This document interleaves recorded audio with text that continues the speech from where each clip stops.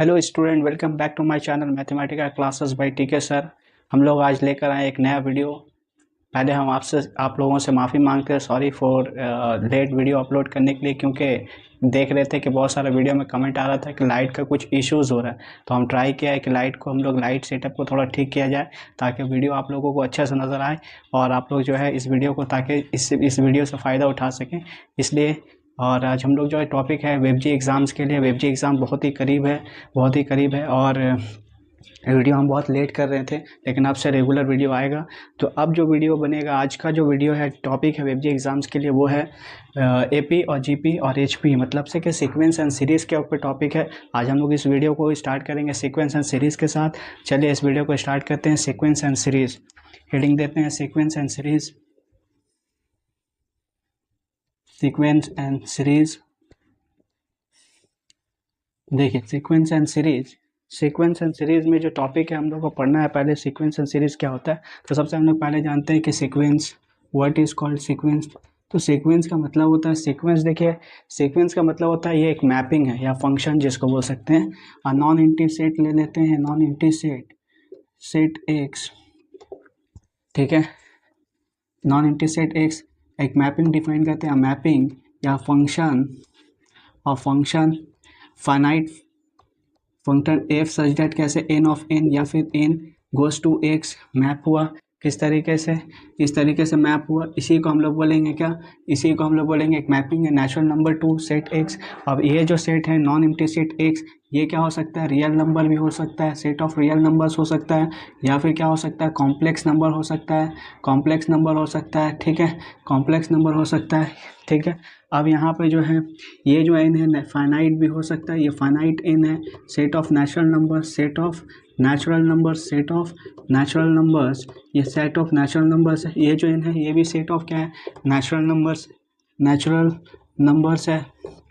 But ये जो natural numbers है ये क्या है, इनफिनाइट इस तरीके का जो मैपिंग डिफाइन किया गया है, ठीक है ना। इस जो मैपिंग डिफाइन किया जाएगा फाइनाइट नेचुरल नंबर से इनफिनाइट नेचुरल नंबर, या किसके साथ मैप किया जाएगा, एक सेट ऑफ एक नॉन एम्प्टी सेट के साथ। अब वो सेट जो हो सकता है वो कॉम्प्लेक्स भी हो सकता है, कॉम्प्लेक्स नंबर का भी सेट हो सकता है, और क्या हो सकता है, रियल नंबर का भी सेट हो सकता है। इस तरीके का जो मैपिंग है इसी को हम लोग बोलेंगे sequence. This is called sequence, this is called sequence. अब देखिए सीक्वेंस में, सीक्वेंस दो तरीके का हुआ, एक फाइनाइट एंड इनफिनाइट। अब देखिए फाइनाइट और इनफिनाइट ये हो गया, ये किस बेसिस पे हुआ, ये बेसिस पे हुआ, किस बेसिस पे, ऑन द बेसिस ऑफ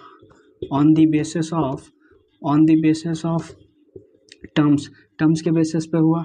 अब जो सीक्वेंस को हम लोग लिखते हैं कैसे, सीक्वेंस को हम लोग लिखते हैं bracket under, second bracket under, suppose A1 A2 A dot dot dot AN, ये क्या है, सीक्वेंस है।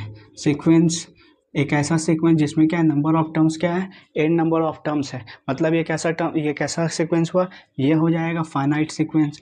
अब जो है यहाँ पे ये A1 A2 AN ये सब कहलाएगा नंबर टर्म्स, क्या कहलाएगा, टर्म्स ऑफ द सीक्वेंस। अब अगर हम लोग यहाँ पे टर्म्स ऑफ द सीक्वेंस, ये हो गया फाइनाइट, ये कैसा हो गया फाइनाइट। अब A1 A2 ये सब क्या है, सब क्या है, टर्म्स कहलाया, this is called terms.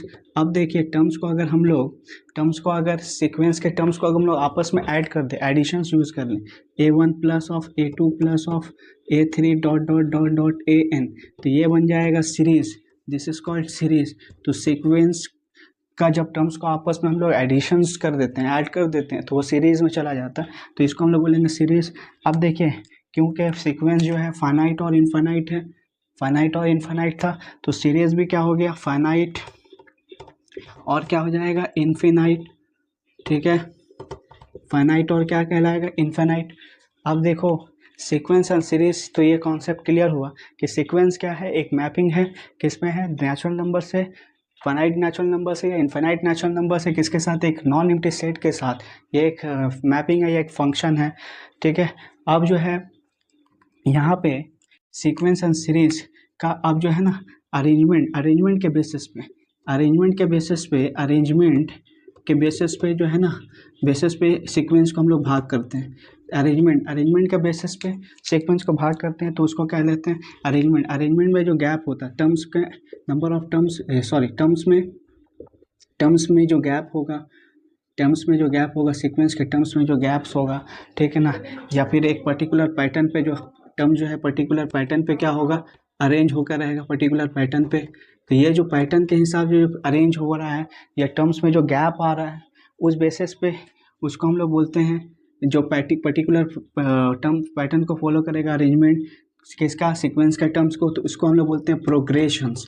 This is called progressions. Progression, अब इसको हम लोग प्रोग्रेशन जो होता है वो होता है 3 तरह का प्रोग्रेशंस। एक है एपी, दूसरा है जीपी, तीसरा है एचपी। ठीक है, ये आप लोग पढ़े होंगे एपी, जीपी, एचपी। तो इसीलिए इसका नाम रखा गया arithmetic progression and geometric progressions and harmonic progressions. तो हम लोग का जो मेन टॉपिक है ये हम लोग का है, ठीक है, this is the main topic. Main हम लोग को ये टॉपिक्स को डिस्कस करना है। ये आइडिया बिल्ड करने के लिए मैं लिंक किया था ये सारा चीज़ कि किस तरीके से ये हुआ है। तो जो है देखिए, अब सीक्वेंस ही है ये, एपी और जीपी क्या है, एचपी क्या है, सीक्वेंस है। सीक्वेंस है पर कैसा है, एक पर्टिकुलर पैटर्न पे है, पर्टिकुलर पैटर्न पे है, इसलिए इसका नाम रखा गया प्रोग्रेशंस। पर्टिकुलर अरेंजमेंट पे है, पर्टिकुलर अरेंजमेंट पे बेसिस पे इसको क्या किया गया, अरेंज किया गया, इसलिए इसका नाम रखा गया है प्रोग्रेशंस। अब प्रोग्रेशन का 3 कैटेगरीज है, एपी, जीपी एंड एचपी। अब हम लोग यहाँ से डिस्कस करेंगे एपी, जीपी, एचपी क्या है। तो चलिए मूव करते हैं एपी, जीपी की तरफ।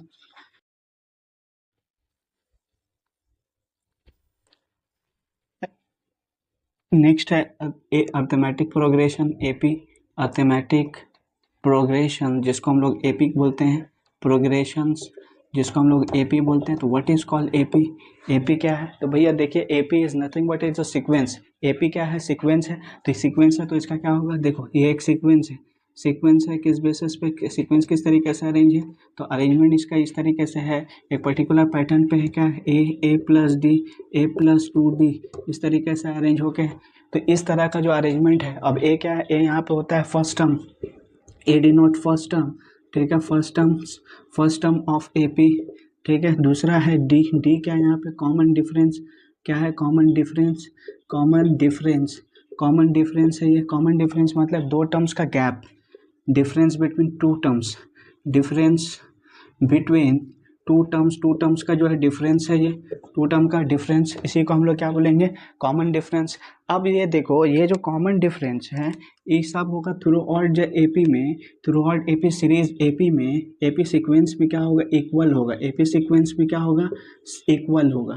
तो इक्वल होगा, इस तरीके का अरेंजमेंट देखने को कहाँ मिलेगा, प्रैक्टिकली अगर देखे सेट ऑफ नेचुरल नंबर ले लेते, set of natural number 1 2 3 dot dot dot चलते जा रहा।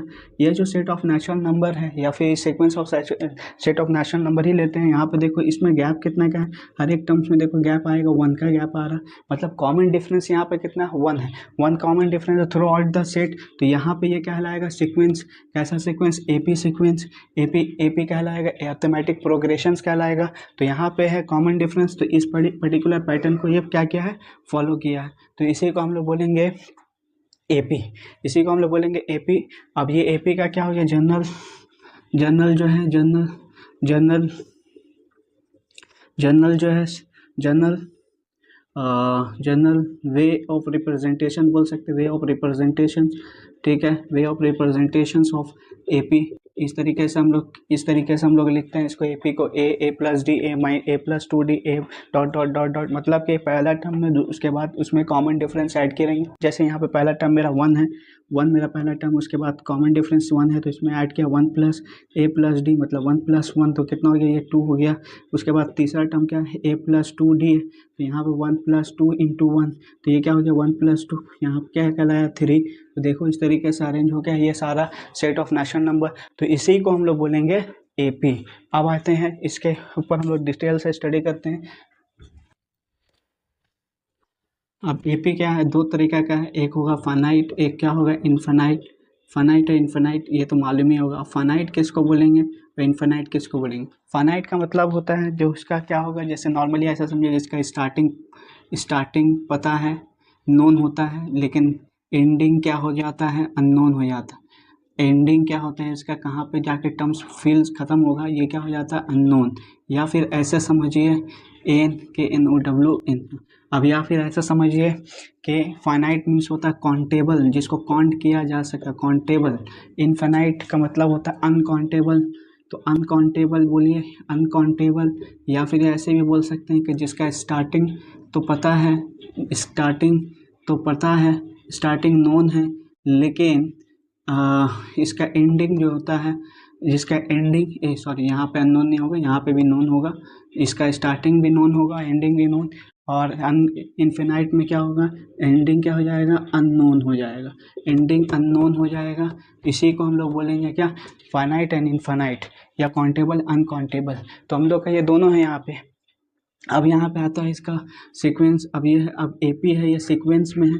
अब इसका अगर हम लोग सीरीज में ले जाएंगे तो सीरीज भी होगा, क्या हो जाएगा, सीरीज, सीरीज भी दो केसेस में होगा, फाइनाइट होगा और क्या हो जाएगा, इनफाइनाइट होगा। ठीक है, इनफाइनाइट, इनफाइनाइट, फाइनाइट और इनफाइनाइट एपी सीरीज होगा। उसके बाद अगर हम लोग इसका जनरल टर्म की बात करें, to find general terms, to find general terms of AP, तो इसका फार्मूला होता है, जनरल टर्म निकालने का, टी एन या फिर A N equal to A plus N minus one D, ये हमारा है जनरल टर्म निकालने का फार्मूला। उसके बाद या फिर लास्ट टर्म बोल सकता है, लास्ट टर्म, तो L equal to N plus N minus one D, ये भी एक फॉर्मूला है। एल रिप्रेजेंट लास्ट टर्म्स, ठीक है, लास्ट टर्म्स, ठीक है ना, लास्ट टर्म्स का फॉर्मूला ये होगा। उसके बाद इसको रेस करते हैं।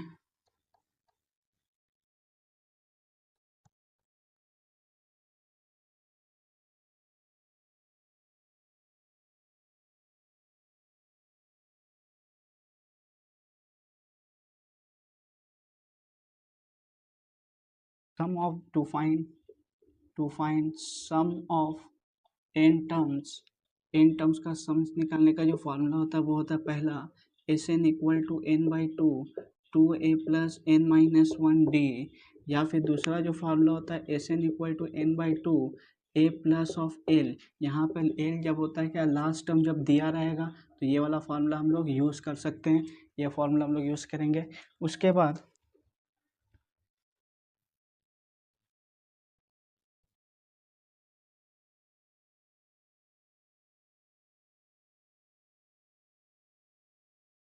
इसका कुछ की कॉन्सेप्ट है, की कॉन्सेप्ट है, उसको नोट डाउन कीजिए, की कॉन्सेप्ट या फोकस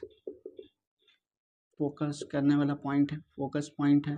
क्या पॉइंट है, देखो, नंबर वन के इसके कुछ प्रॉपर्टीज़ है। अगर एक ए बी सी किस में, सपोज करो एपी में है। अब एपी होने का एक कंडीशन भी याद रखना, तीन टर्म्स है, जैसे मेरे पास ए बी सी, ये एपी में होगा, टू चेक ये एपी में होगा, एपी में चेक करना है, टू चेक किस में करना है, to check they are in AP, they are in AP. तो इसका कंडीशन क्या है, तो इसका कंडीशन है कि ये तीन टर्म्स है, तो बीच वाला टर्म माइनस पहला टर्म, दूसरा क्या है, सी माइनस ऑफ बी, ये होता है डी का फॉर्मूला, मतलब डिफरेंस, कॉमन डिफरेंस निकालने का ये तरीका होता है। प्रिसाइडिंग टर्म्स माइनस ऑफ क्या करना है, succeeding term minus of preceding terms, तो क्या निकल जाएगा यहाँ पे, कॉमन डिफरेंस। तो यहाँ पे जो है बी माइनस ये, मतलब दोनों का कॉमन डिफरेंस इक्वल ये बता रहा है, तो यानी बी माइनस ए बराबर सी माइनस बी, तो यहाँ पे क्या हो जाएगा, बी प्लस ऑफ बी, यहाँ पे सी प्लस ऑफ ए, तो हम लोग लिख सकते हैं two B equal to C plus of A, C plus of A, यही हमारा क्या है कंडीशन से क्या चेक करने का कि ये क्या है, एपी में है। अब यहाँ पे देखो ए बी सी, सपोज करो पहले से बोल दिया एपी में, तो इसका रिवर्स कर दिया, मतलब सी कॉमा बी कॉमा ए, ये भी क्या होगा, एपी में होगा। ये याद रखना है कि एक बी सी या 1 2 3 ये अगर एपी में है तो हम बोल सकते हैं कि 3 2 1 ये भी किस में होगा, एपी में होगा। ये मेरा कंडीशंस है पहला। दूसरा, अगर ए बी सी एपी में है तो इसमें अगर हम लोग कोई भी नंबर को ऐड कर देंगे, सपोज इक्वल नंबर को ऐड करेंगे, सब में अगर लैम्डा ऐड किया, A plus lambda, B plus lambda, C plus lambda, तो ये भी किस में जाएगा, एपी में जाएगा। मतलब कि कोई भी टर्म्स एपी का, उसमें अगर हम लोग इक्वल कांस्टेंट को ऐड करेंगे तो वो जो टर्म्स होगा वो किस में होगा, वो भी किस में होगा, वो भी होगा एपी में, ये बोला। उसके बाद तीसरा जो कॉन्सेप्ट है,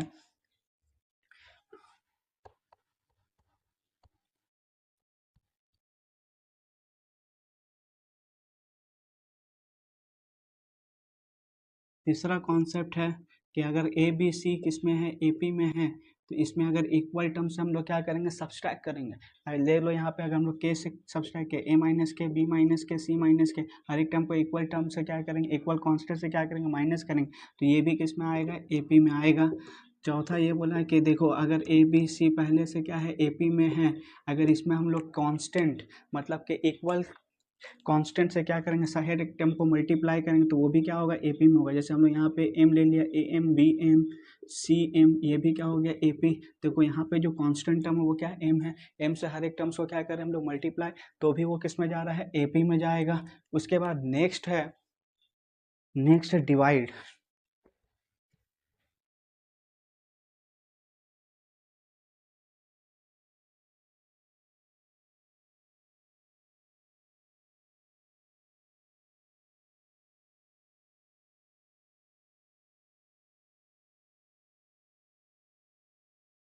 नेक्स्ट है डिवाइड। अगर ए बी सी क्या है, ए पी में है, अगर हर एक टर्म को, हर ए पी के हर एक टर्म को इक्वल कांस्टेंट से क्या करेंगे हम लोग, डिवाइड करेंगे। मतलब यहाँ पे अगर हम ए डिवाइड्स लैम्डा ले लिया, बी डिवाइड्स लैम्डा, सी डिवाइड्स लैम्डा, तो भी ये क्या होगा, ए पी में होगा।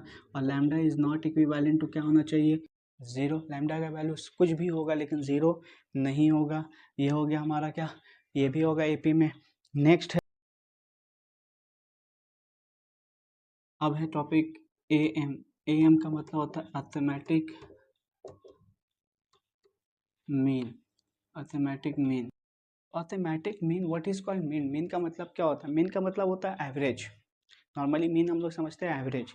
अर्थमेटिक मीन, सपोज करो मेरे पास दो नंबर हैं ए और बी, इसके दरमियान हम लोग को क्या निकालना है, ए बी, मेरे पास दो टर्म्स है, सपोज तीन ले लेते हैं, ए कॉमा एक्स कॉमा बी। ये मेरे पास क्या है, तीन नंबर्स है, थ्री नंबर्स है, थ्री टर्म्स ले सकते हैं, नोट नंबर, थ्री टर्म्स है ये। अब ये जो टर्म्स है ये इसमें किस में है, ए पी में है। हमको इसका क्या निकालना है, ए एम। तो ए एम निकालने का जो कॉन्सेप्ट है वो क्या है, क्योंकि ए एम का कॉन्सेप्ट है, ए एम इक्वल टू होता है ए प्लस और बी बाई टू। ये क्या होता है, बीच वाला जो एक्स है वो एक्चुअल में क्या होगा, दो टर्म का प्लस करके टू से डिवाइड कर देंगे तो बीच वाला टर्म्स के बराबर होगा, यानी वो कहलाएगा ए एम। तो ए प्लस बी बाई टू, ये हो गया हमारा ए एम। ये हो गया ए एम। मतलब जैसे मेरे पास वन टू, मेरे पास दो टर्म है, सपोज बीच में क्या है हमको नहीं मालूम, तो बीच में जो वैल्यूज़ है वो होगा ए एम। तो ए एम निकालने का कॉन्सेप्ट क्या है, मतलब दोनों का ऐड कर दो, one plus two by two कितना हो गया, 1.5। तो 1.5 देखो, वन और टू के दरमियान एक ऐसा नंबर आ रहा है जो क्या है, इक्वल डिस्टेंस पे। देखो 1.5 माइनस 1 0.5, 2 माइनस ऑफ 1.5 0.5, मतलब ये इम्प्लाई करे ये ए पी में आ रहा है, मतलब ये एम क्या हो गया, 1.5। तो यहाँ पे ए एम का फॉर्मूला क्या होगा, A plus B by two. अब आओ नेक्स्ट पार्ट में।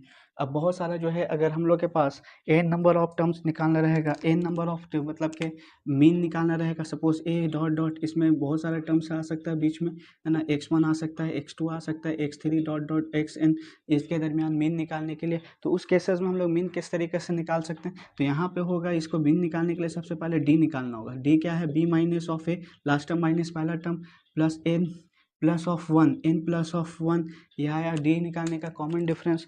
अब अगर हम लोग को निकालना होगा पहला टर्म, जैसे x1 निकालना, तो x1 equal to A plus of N D, A plus of N, A plus of D, A plus of D.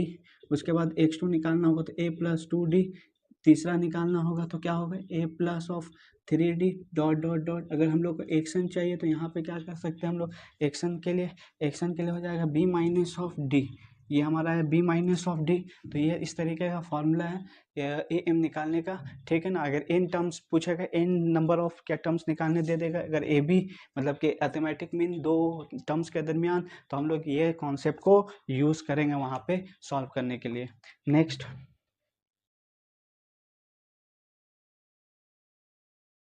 एक चीज़ नोट करके रखिएगा दिमाग में कि S N plus of one minus of S N equal to हो जाएगा T N, या फिर इसको हम लोग बोल सकते हैं S N plus of minus S N equal to A N. जब दो टर्म्स का सम्स दिया रहेगा, सम ऑफ द सीरीज है, सीक्वेंस का जो सम्स है वो दिया रहेगा, उसमें से हमको जनरल टर्म निकालना होगा, कोई टर्म निकालना होगा। तो उसको जो फॉर्मूला यूज़ करेंगे वहाँ पर जो कॉन्सेप्ट होगा ये कॉन्सेप्ट यूज़ करेंगे, जो n+1 terms minus of N terms equal to हो जाएगा उसका जो है सीक्वेंस का नंबर टर्म्स निकल जाएगा, सीक्वेंस का टर्म्स ये दिया रहेगा सीरीज से, सीरीज के हेल्प से सीक्वेंस में चले जाएंगे। ठीक है, ये इसका फॉर्मूला है। नेक्स्ट है जीपी। जीपी का मतलब होता है जियोमेट्रिक प्रोग्रेशंस। तो जियोमेट्रिक प्रोग्रेशंस क्या होता है, देखिए जैसे वहाँ पे कॉमन डिफरेंस था, हर एक टर्म्स में कॉमन डिफरेंस था एपी में, यहाँ पे जो है इस प्रोग्रेशंस में क्या होगा, कॉमन डिफरेंस नहीं, यहाँ पे कॉमन रेशियोज होगा। मतलब जीपी सीरीज में होता है क्या है, जीपी में क्या होता है कि कॉमन रेशियो जो इन्वॉल्व होता है, कॉमन रेशियो इसका मतलब होता है common ratio denoted by R इसका मतलब होता है आर इक्वल टू मतलब सक्सेडिंग टर्म्स डिवाइडेड बाय होता है प्रीसेडिंग टर्म्स, तो ये कहलाएगा कॉमन रेशियो। फॉर एग्जांपल यहाँ पर common ratio succeeding terms by preceding terms, जैसे या फिर मतलब कि जीपी सीरीज का जो पैटर्न है अरेंजमेंट का वो क्या है कि इक्वल कांस्टेंट जो है हर एक टर्म्स में क्या करेंगे हम लोग मल्टीप्लाई कर देंगे। जैसे मेरे पास जो है 6 है, उसके बाद 12, 2 का गैप लग, 12 टू या कितना हो गया 24, 24 टू या कितना हो गया 48। इस तरीके से जो अगर टर्म्स जो है अरेंज होके हैं तो ये किस में है, जीपी में, मतलब ज्योमेट्रिक प्रोग्रेशंस में।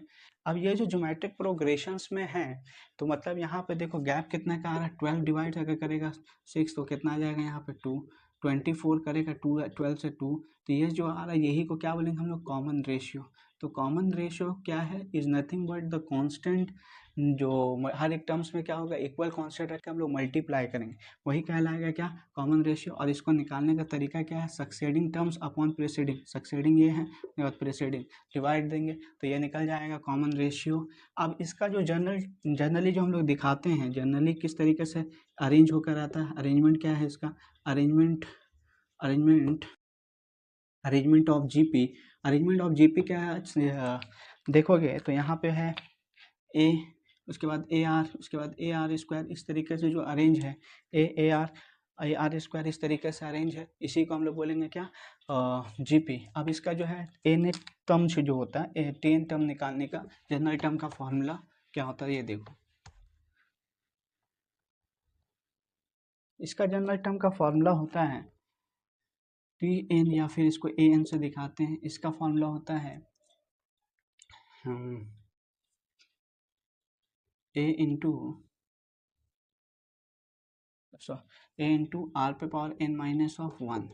ठीक है, ए मतलब क्या हो गया, ए मतलब हो गया फर्स्ट टर्म, ठीक है फर्स्ट टर्म, और आर का मतलब हो गया कॉमन रेशियो।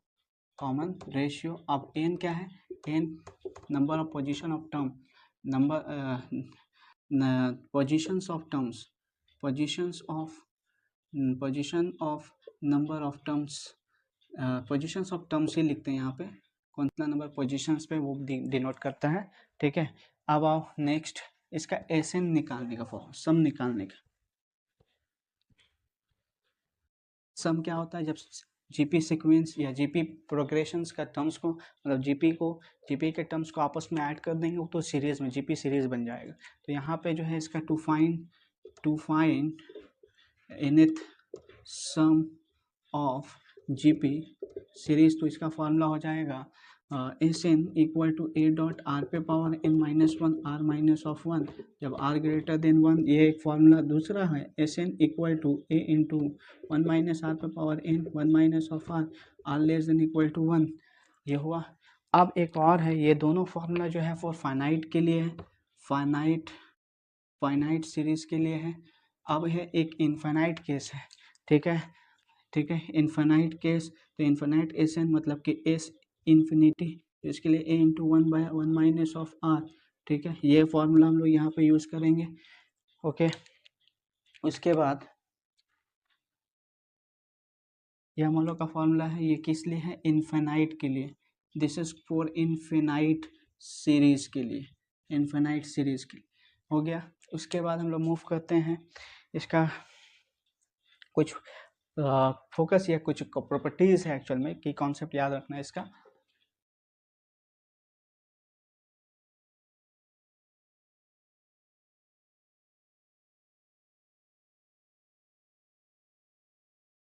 इसका जो पहला है फोकस या की कॉन्सेप्ट बोल सकते हो, फोकस करना या की आइडिया के लिए। तो यहाँ पे क्या है, देखो पहला है कि अगर जीपी का हर एक terms A B C suppose करो जीपी में है।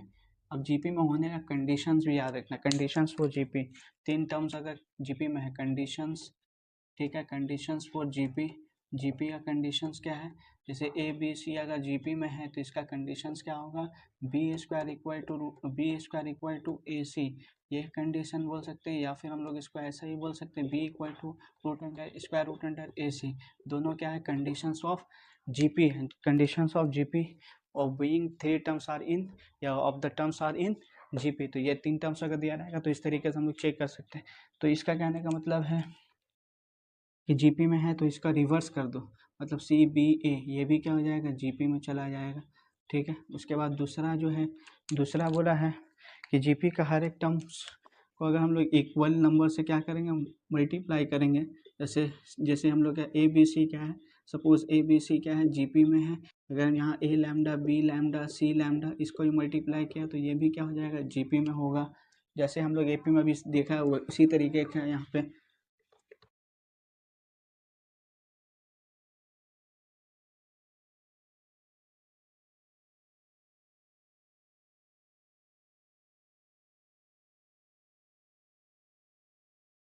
इक्वल टर्म से अगर हम लोग क्या करेंगे डिवाइड करेंगे, जैसे A divide B divide lambda, C divide lambda, lambda ही रखते हैं, lambda is not equal to 0, तो ये भी क्या हो जाएगा जीपी में, कब, अगर ए बी सी किस में है जीपी में है, ठीक है, ये कंडीशन। चौथा जो है, अगर हम लोग इक्वल पावर रख दिया, हर एक टर्म्स पे इक्वल पावर रख दिया तो भी क्या हो जाएगा, एन रख दिया, बी एन रख दिया, सी पे पावर एन, ठीक है, तो भी ये क्या हो जाएगा जीपी में, कब, जब ए बी सी पहले से ही क्या है जीपी में है, इक्वल पावर रखने से भी क्या हो जाएगा वो जीपी में आएगा, ये कंडीशन है।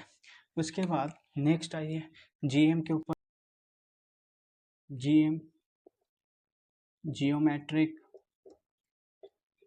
मीन, ज्योमेट्रिक मीन इसको हम लोग कैसे डिफाइन करते हैं, तो ज्योमेट्रिक मीन जो होता है वो होता है, सपोज करो ए एक्स बी, ये किस में है जीपी में, तो हमको इसका मिड वाला वैल्यू चाहिए तो रूट अंडर क्या कर देंगे ए बी, ये इसका क्या कहलाएगा जी एम, ठीक है, बीच वाला term equal to square root under 2 terms, इसी को क्या बोलेंगे जी एम बिटवीन 2 नंबर्स या G M between 2 terms, G M between 2 terms, ठीक है ना, 2 टर्म्स ये हो गया हमारा जीएम। अगर हम लोग को बहुत सारा जीएम निकालना हो, A X x1 x2 dot dot dot suppose कर x इन 2 टर्म्स के दरमियान, तो इसको किस तरीके से डिफाइन करेंगे, तो इसमें सबसे पहले हम लोग को निकालना होगा कॉमन रेशियो। तो कॉमन रेशियो का जो कॉन्सेप्ट है वो क्या है, b/a 1/n प्लस ऑफ 1, ये रिलेशंस होता है। अब पहला x1 चाहिए तो x1 का जो कॉन्सेप्ट है वो है ए आर, मतलब A B by A 1/n plus of 1। उसके बाद x2 अगर चाहिए तो ए आर स्क्वायर, अब यहाँ पे क्या हो जाएगा A B by A 2/n plus of 1, इस तरीके से चलते जाएगा। कहाँ तक, अगर एक्शन में जाना है तो यहाँ पे क्या करना होगा, b bracket of b by A 1/n plus of 1, ये कहलाएगा तुम्हारा निकालने का टेक्निक है। 3 रहता तो 3 पावर में ऊपर में यहाँ पे कितना जाएगा 3, 4 रहेगा 4, इस तरीके से हम लोग अरेंज करेंगे। ये जो है मेथड है निकालने का। एन अगर एन टर्म्स पूछ लिया, मतलब एन नंबर ऑफ टर्म्स पूछ लिया जीएम के दरमियान निकालने के लिए, तो इस तरीके से हम लोग निकालेंगे। 3 टर्म्स बोलता है, 4 टर्म्स बोलता है, 3 जीएम बोलता है, 4 जीएम बोलता है, इंसर्ट करने 5 जीएम बोलता है। तो ये मेथड है निकालने का, ये जो है तरीका है, ये फार्मूला है। आइए नेक्स्ट,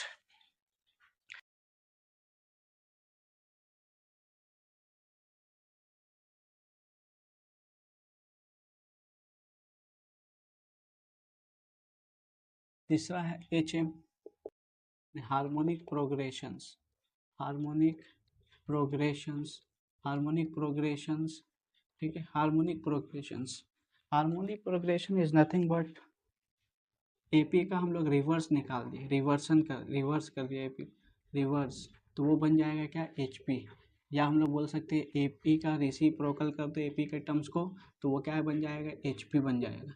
सपोज मेरे पास ए बी सी ये क्या है एपी में है, इसका हम लोग रिवर्स 1/a 1/b 1/c कर दिया, ये हो गया एचपी। तो एपी क्या है, एचपी क्या है इनवर्स ऑफ, या फिर रिवर्स, रिवर्स नहीं बोल सकते इनवर्स बोलेंगे, गलती हो यहाँ पे, इन्वर्स कर देने से या रेसिप्रोकल कर देने से किसका एपी के टर्म्स को, वो बन जाएगा एचपी का टर्म्स। ठीक है, अब इसका हम लोग निकालते हैं जनरल टर्म्स। ठीक है ना, जनरल टर्म्स निकालने का जो फॉर्मूला है वो है तो इसका हम लोग जनरली किस तरीके से दिखा सकते हैं, जनरली सीक्वेंसेस को किस तरीके से दिखाएंगे, 1/a plus D 1/a+2d dot dot dot dot, जैसे एपी में a+d तो इसको रिवर्स इन्वर्स कर दो। उसके बाद इसका टू फाइंड nth टर्म्स निकालना अगर आया तो nth टर्म्स तो कैसे निकालेंगे, tn इक्विवेलेंट टू 1/1/a, क्योंकि इसका ये है n-1 d के जगह पे यहाँ पे हो जाएगा 1/b-(-1/a). ठीक है, ये इसका क्या है, फॉर्मूला है। This is the formula to find nth terms of the AHP। अब यहाँ पे आते हैं नेक्स्ट मूव,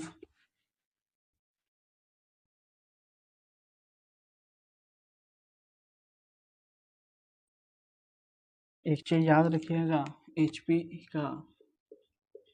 HP का सम्स ऑफ nth टर्म्स का कोई फार्मूला नहीं, no formula, no does not exist, याद रखिएगा, डज नॉट एग्जिस्ट, कोई रिलेशन इसका एग्जिस्ट नहीं करता, मतलब फार्मूला कोई नहीं, कोई ऐसा फार्मूलाज नहीं, कोई ऐसा रिलेशन नहीं जैसे हम लोग निकालें। उसके बाद नेक्स्ट है HM मतलब क्या हो गया, हार्मोनिक मीन। तो हार्मोनिक मीन कैसे निकालते हैं, इसका फॉर्मूला है दो टर्म्स के दरमियान x equivalent to 2ab upon a plus of b। ठीक है, ए बी ठीक है ना, A comma X comma B ले लेते हैं, इसमें हम लोग का HM निकालना है, तो x equivalent to this one, ये हमारा आया फॉर्मूला। अब आइए नेक्स्ट, अगर इसका nth टर्म्स तक निकालना रहा तो इसका क्या कॉन्सेप्ट है, तो इसमें पहले निकालना होगा d। ठीक है, d इक्वल टू क्या हो जाएगा, a-b n+1ab।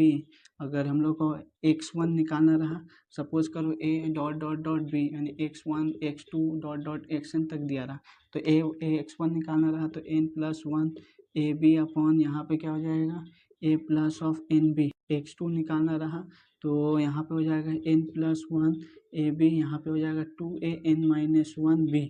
इस तरीके से क्या होगा, हाँ अरेंज होगा। उसी तरीके से लास्ट में xn निकालना रहा तो यहाँ पे हो जाएगा n+1ab, यहाँ पे हो जाएगा na+b, ये आया। लास्ट वाला निकालना रहा HM का, लास्ट टर्म हार्मोनिक इंसर्ट करना रहा xn में, तो ये आ जाएगा, ये फॉर्मूला होगा n वाला। अब उसके बाद कुछ रिलेशंस को डिस्कस करते हैं।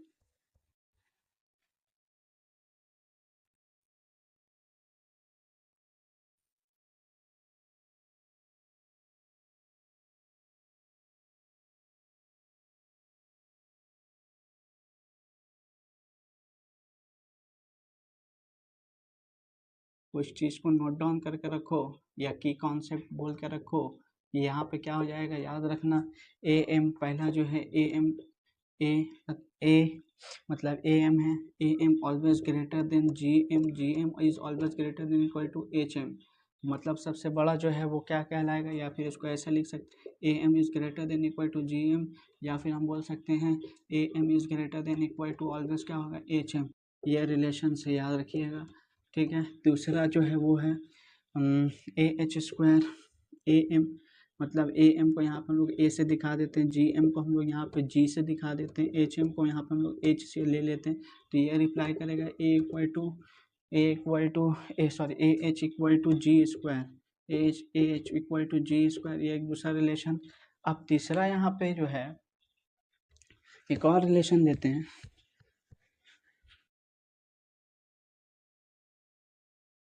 तीसरा यहाँ पे है ए याद रखिएगा, ए मतलब a+b/2, जी का मतलब यहाँ पे √√ab, एच का मतलब यहाँ पे 2ab अपॉन क्या है a+b। ठीक है, ये सादा वैल्यू AGM का ये समझ में आया, AMGM और क्या HM का मतलब समझ में आया। अब आता है हम लोग का अर्थमेटिक जियोमेट्रिक प्रोग्रेशन। ठीक है, इसको थोड़ा सा डिस्कस करते हैं। अब नेक्स्ट है AGP, अर्थमेटिक जियोमेट्रिक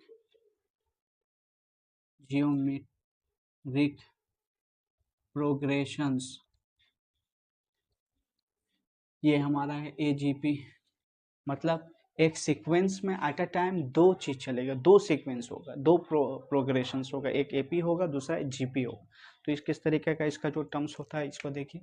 इसको जनरली हम लोग जो है सीक्वेंस किस तरीके से अरेंज होकर रहता है, तो ये है A कॉमा A+D/R A+2DR², इस तरीके से चलते जाएगा। इसी को हम लोग बोलेंगे यहाँ पे, इसी को हम लोग बोलेंगे AGP, ठीक है ना। इस तरीके से अरेंज होकर रहेगा।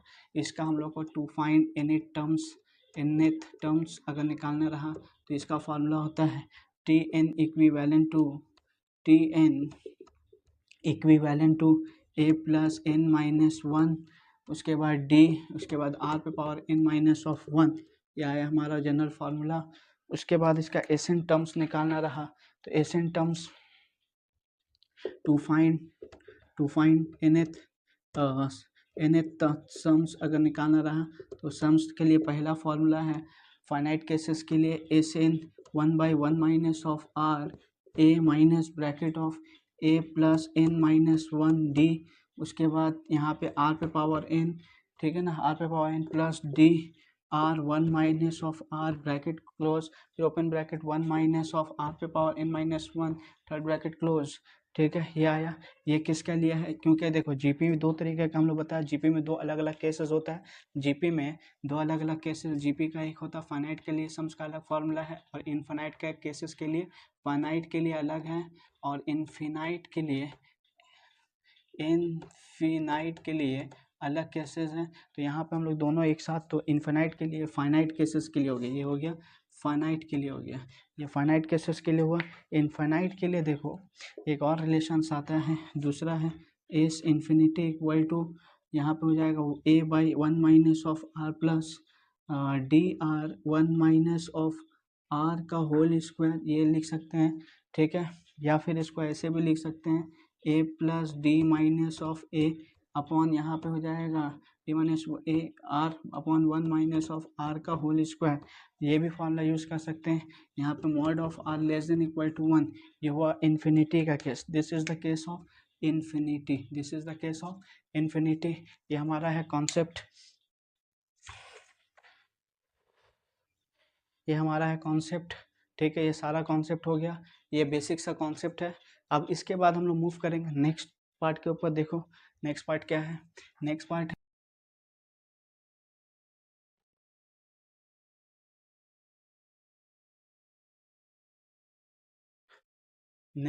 ये नेक्स्ट पार्ट क्या है, सम इम्पॉर्टेंट सीरीज है। तो इसको ज़रा सा याद रखिएगा, ये हम लोग का यूज़ ज़्यादा होगा, ये वाइटल है, ये बहुत ही वाइटल पॉइंट है, ये वाइटल चीज़ है, इसको हम लोग बहुत ही यूज़ करेंगे। ये वाइटल चीज़ है, इसको हम लोग जब समझ करेंगे तो बहुत यूज़ होगा। तो पहला जो है वो है, पहला है सम ऑफ नेचुरल नंबर्स 1 + 2 + 3 n तक ऐड करना है। तो इसका जो है क्या होगा, इसको हम लोग समेशन ऑफ n लिख सकते हैं। इसका फार्मूला होता है क्या, n+1 बाई क्या होगा 2। दूसरा है यहाँ पे स्क्वायर कर दो इसका, सम ऑफ नेचुरल नंबर का स्क्वायर कर, टर्म्स को ऐड करेंगे n तक, तो यहाँ पे क्या होगा सम ऑफ n स्क्वायर। अब इसको हम लोग किस तरीके से लिखेंगे, इसका फॉर्मूला होता है n+1, उसके बाद होता है 2n+1, नीचे होता है डिनोमिनेटर में 6, ये फॉर्मूला है। तीसरा जो है वो है क्यूब्स के ऊपर होगा, cubes of sum of natural numbers of cubes, terms cubes कर करके सबको क्या करेंगे हम लोग ऐड करेंगे, तो डॉट डॉट प्लस ऑफ क्या हो जाएगा n क्यूब्स, तो इसका फॉर्मूला n क्यूब। इसका फॉर्मूला होता है थर्ड ब्रैकेट ऑफ n+1/2 का whole square, not cube, whole square. तो इसको ये हो गया, या इसको हम लोग ऐसे भी लिख सकते हैं n² n+1 का स्क्वायर, नीचे हो गया 4, ठीक है।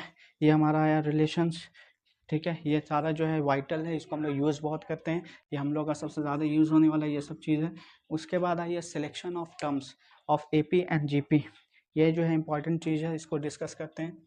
तो यह सब नोट डाउन करके रखिए, सिलेक्शन ऑफ टर्म्स के ऊपर है।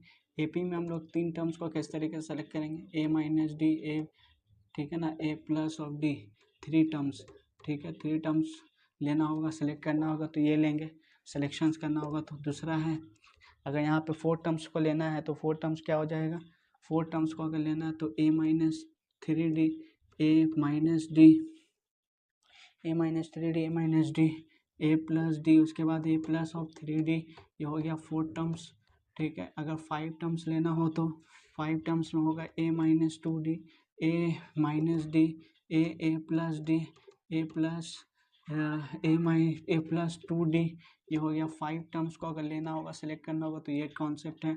ठीक है, उसके बाद आइए जीपी टर्म्स को लेना हो, जीपी का अगर लेना हो तो यहाँ पे हम लोग क्या कर सकते हैं, जीपी के लिए जीपी का एक अलग है। जीपी का हम लोग का सिलेक्शन जो है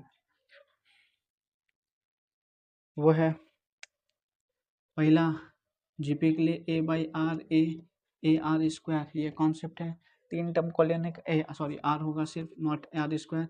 दूसरा है यहाँ पे, दूसरा दिया है ए आर क्यूब, ये 3 टर्म्स, 3 टर्म्स को लेने का। अब उसके बाद आएगा 4 टर्म्स, तो 4 टर्म्स को हम लोग ए आर क्यूब, उसके बाद ए आर, उसके बाद हम लोग लिख सकते हैं ए आर, इसके बाद ए R square, A R cube. ठीक है, तीसरा ये हो गया 4 terms, this is the 4 terms. 4 terms को अगर सिलेक्ट करना हो तो इस तरीके से करेंगे।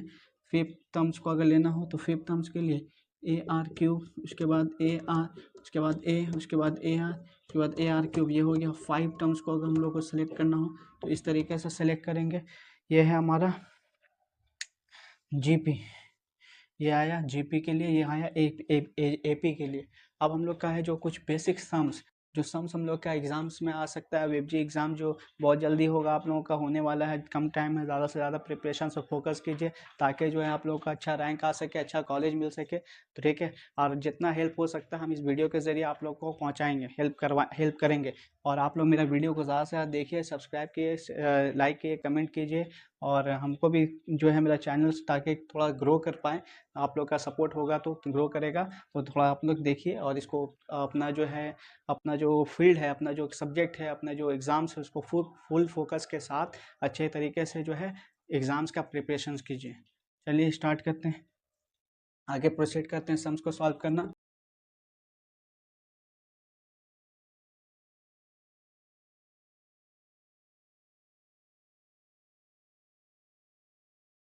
पहला क्वेश्चन दिया है, if S1 S2 S1 comma S2 S3 are the sum of n terms, 2n terms and 3n terms respectively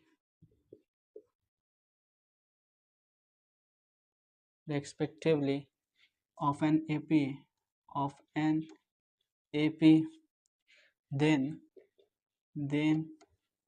S3 by S2 minus of S1 is, A option define किया है, कितना वैल्यू है यहाँ पे 1, B option दिया है 2, C option दिया है 3, डी ऑप्शन दिया है 4। ठीक है, यहाँ पे क्वेश्चंस क्या बोला है, क्वेश्चंस बोला है कि ये जो है S1 S2 and S3 represent कर रहा है क्या, number of the sum of terms of AP के टर्म्स को, सम्स को रिप्रेजेंट कर रहा है।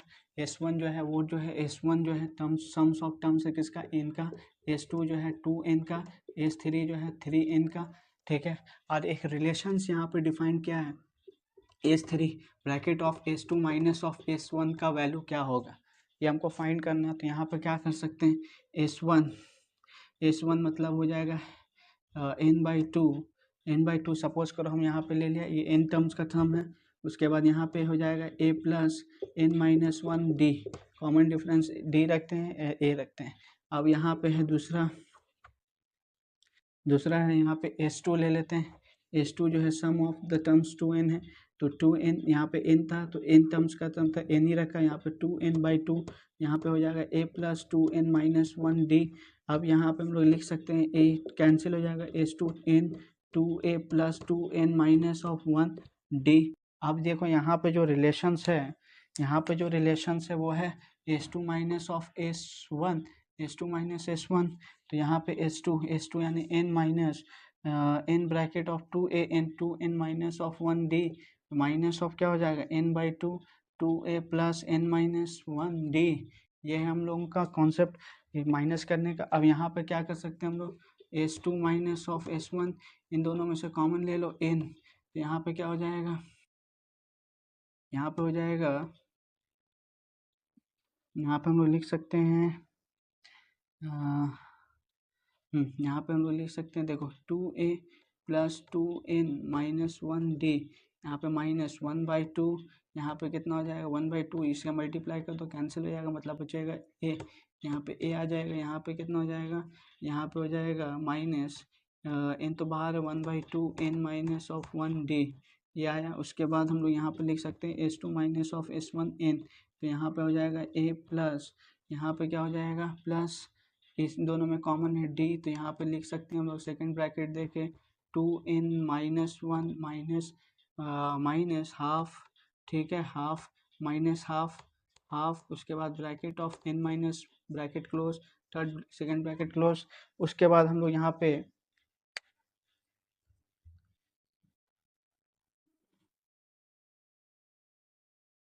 यहाँ पे लिख सकते हैं s2 minus of s1 n, तो यहाँ पे क्या हो जाएगा a प्लस, इनमें का कैलकुलेशंस करना पड़ेगा, कैलकुलेशंस क्या है d बाहर है 2n माइनस 1 माइनस क्या हो जाएगा हाफ है तो हाफ n माइनस 1/2, ठीक है ना, ब्रैकेट ये वाला ब्रैकेट, ये ब्रैकेट, ये सेकंड फर्स्ट ब्रैकेट में second bracket s2 minus of s1 n, यहाँ पे a प्लस डी, यहाँ पे हम लोग लिख सकते हैं 2 4 n minus of 2 minus n, minus minus क्या हो जाएगा +1, ये सेकंड ब्रैकेट। इसके बाद s2 माइनस ऑफ n, यहाँ पे a प्लस, ठीक है ना, d, यहाँ पे क्या हो जाएगा 3n माइनस 1/2, ये हो गया तुम्हारा सेकंड ब्रैकेट क्लोज। ये हमारा आया s2 माइनस ऑफ s1। अब हम लोग को चाहिए s3 का जो वैल्यू है वो पहले से हम लोग जानते हैं, s3 मतलब 3n/2 हो जाएगा 2a plus of 3n minus 1d, ठीक है ना। अगर इसमें हम लोग यहाँ पे ऐसा कर दें, यहाँ पे क्या किया जाए, यहाँ पे से 2 निकाल लिया जाए तो 2 निकलेगा तो n/2 हो जाएगा, और यहाँ पे क्या हो जाएगा 2a प्लस डी ब्रैकेट या ब्रैकेट 3n माइनस 1d, ठीक है ना, कॉमन ले लिया 2, तो ये हो गया। यहाँ पे एग्जिस्ट क्या कराना है, दोनों तरफ 3 से मल्टीप्लाई कर देते हैं। s2 माइनस ऑफ s1 में 3 से मल्टीप्लाई करेंगे तो 3n आ जाएगा बाई 2, यहाँ पे 2a plus n 3n minus of 1d आ जाएगा, मतलब 3s2 माइनस ऑफ s1, यहाँ पे 3 आया, ये हो गया s3।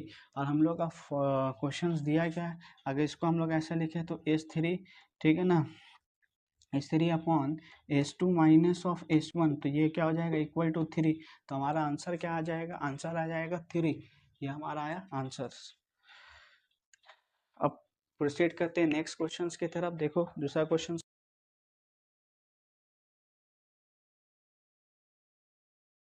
नेक्स्ट क्वेश्चन दिया है if P Q R are in A P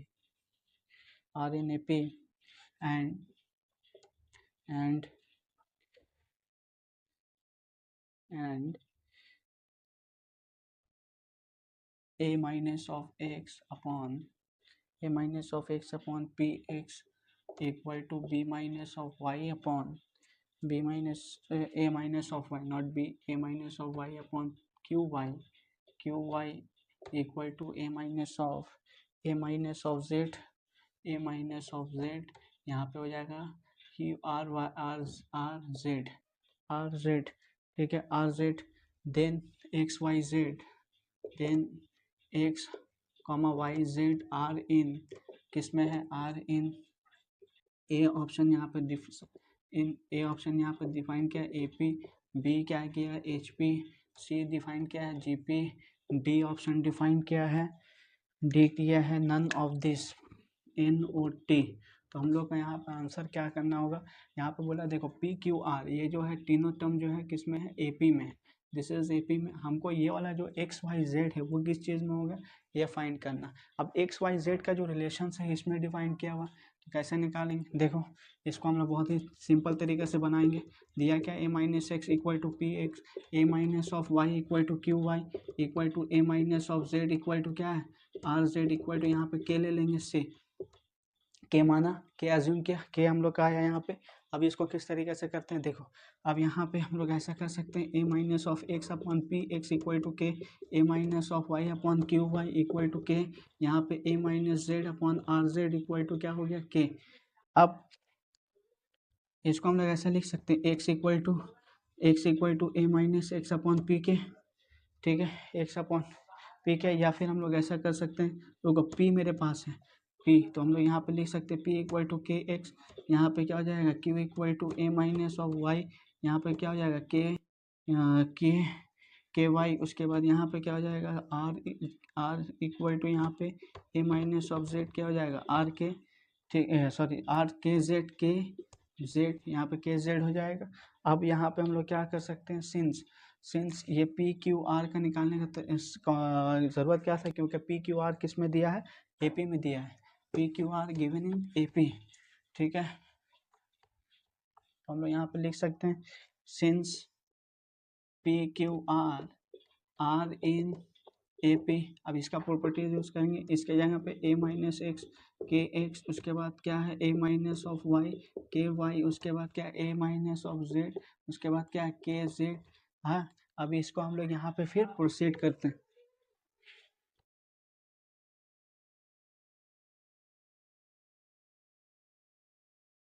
अब यहाँ पे हम लोग ऐसा लिख सकते हैं, देखो सब में के है कॉमन, के को क्या कर सकते हैं, काट देंगे, के एक से मल्टीप्लाई करके काट देंगे, तो ए माइनस ऑफ एक्स यहाँ पे हो जाएगा एक्स, यहाँ पे A minus of Y A minus of Z क्या हो जाएगा, जेड, यहाँ पे क्या किया है, 1 बाय के से सबको क्या किया, multiplying multiplying multiplying each terms, ठीक है ना, terms by each terms by K से हर एक टर्म्स को मल्टीप्लाई किया था। हम लोग कर सकते हैं, अभी पढ़ा था हम लोग प्रॉपर्टीज फोकस के कॉन्सेप्ट बताया था कि हर एक टर्म जो अगर एपी में उसका हर एक टर्म को अगर इक्वल नंबर ऑफ टर्म्स से या इक्वल कांस्टेंट से क्या करके मल्टीप्लाई करेंगे हर एक टर्म्स को, तो वो क्या आ जाएगा एपी में। तो यहाँ पे भी वैसे ही किया है। अब यहाँ पे हम लोग इसको separate A by X minus 1 हो जाएगा, एक्स बाई एक्स यानी 1, A by Y minus of 1, A by Z minus of 1, हर एक टर्म में 1 को ऐड कर दो, एडिंग 1 टू ईच टर्म्स, तो यहाँ पे कितना हो जाएगा, A by X A by Y, उसके बाद ए बाई जेड, ये आया ए बाई जेड, ये तीनों आया। अब हम क्या कर सकते हैं, 1 को हटा दो, ए को कट कर देंगे, तो that imply 1 by X 1 by Y 1 by Z. अब ये आया किस में, ये है एपी में, ये किस में आया है, एपी में। इसका रिवर्स करोगे तो क्या हो जाएगा, इन्वर्स करोगे तो क्या हो जाएगा, एच पी बन जाएगा, मतलब एक्स वाई जेड किस में चला जाएगा, एच पी में। तो यहाँ पे जो आंसर होगा वो क्या होगा, यहाँ पे जो आंसर होगा वो होगा बी ऑप्शन, एच पी। ये पूरा सॉल्व करने के बाद आंसर क्या आया इसका, बी ऑप्शन। नेक्स्ट क्वेश्चंस की तरफ प्रोसीड करते हैं। नेक्स्ट क्वेश्चंस जो है दिया है, the successive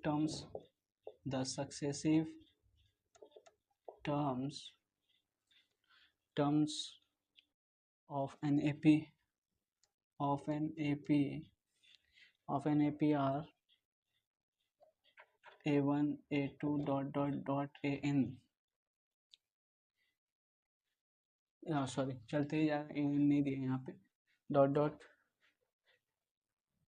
if A1 plus sorry A6 plus A9, ठीक है ना, A6 plus A9 plus A12 plus A15 equal to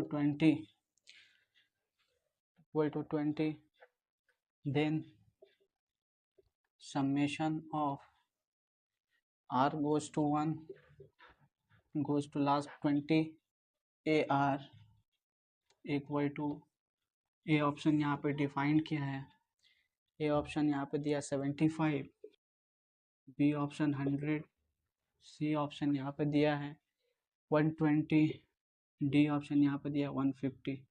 ये हमारा क्वेश्चन है, ठीक है ना, यहाँ पे दिया है। यहाँ पे दिया देखो A1 A2 dot dot dot, ये सारा जो है AP में है, और ये जो है एक इक्वेशन सपोर्टिंग इक्वेशन डिफाइन किया है ताकि इसका वैल्यू हम लोग इजीली फाइंड कर सकें क्या होगा। तो यहाँ पे हम लोग क्या कर सकते हैं, देखो सिंस यहाँ पे A6 plus of A9 plus A12 plus of A15 equal to 20, ठीक है ना। ये मतलब A6 का मतलब क्या हो गया, ए इनका फॉर्मूला में A प्लस क्या लिख सकते हैं n-1d, तो A6 है, n के जगह पर 6, मतलब यहाँ पे 6 - 1 यानी 5d आ जाएगा, मतलब एक कम होगा, A6 है। तो यहाँ पर हम लोग ऐसा लिख सकते हैं A प्लस ऑफ 5d, यहाँ पे A प्लस ऑफ 8d, यहाँ पे क्या लिख सकते हैं A plus of 11d, A plus of क्या हो जाएगा 14d इक्वल टू 20। अब A कितना है, 1 2 3 4, 4A इक्वल टू 8 5 13, 13 13 13 13 13 14, 14 14 दूनी के 28, 28 10 कितना हो गया, 28 10 38, 38 डी इक्वल टू कितना हो जाएगा 38 डी इक्वल टू कितना हो गया 20। अब यहाँ पर 2 कॉमन ले लो, 2A प्लस ऑफ कितना हो गया 19 डी इक्वल टू 20, कट के कितना हो गया 10, मतलब 2A plus of 19 19 D equal to आया 10। दिस इज इक्वेशन 1 मान के रखो। अब देखो ये क्यों निकाला, इसका यूज हो जाएगा अभी हम लोग को पता।